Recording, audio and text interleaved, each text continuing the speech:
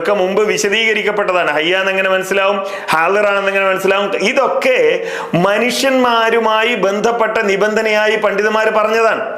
മനുഷ്യന്മാരുമായി ബന്ധപ്പെട്ട നിബന്ധനയിൽ, അതായത് ജിന്നുകളുടെയും മലക്കുകളുടെയും നിബന്ധനയിൽ പറഞ്ഞതല്ല ഇത്. ഞാൻ മലക്ക നിങ്ങളെ സഹായിക്കട്ടെ എന്ന് വെച്ചാൽ നിങ്ങൾ എന്താ പറയാ?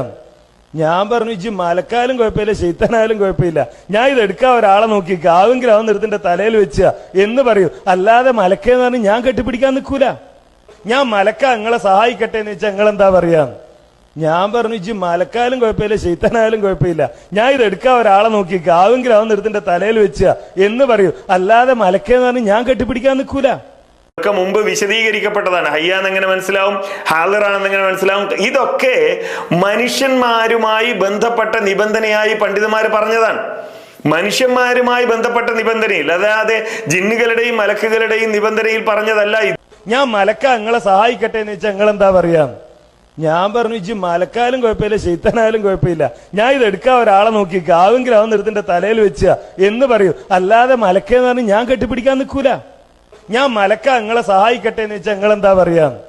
ഞാൻ പറഞ്ഞു, ഇജ്ജ് മലക്കാലും കുഴപ്പമില്ല, ശൈത്താനായാലും കുഴപ്പമില്ല, ഞാൻ ഇത് എടുക്കാൻ ഒരാളെ നോക്കി കാവെങ്കിലും അവൻ നിർത്തിന്റെ തലയിൽ വെച്ച എന്ന് പറയൂ. അല്ലാതെ മലക്കെന്ന് പറഞ്ഞ് ഞാൻ കെട്ടിപ്പിടിക്കാൻ നിൽക്കൂല.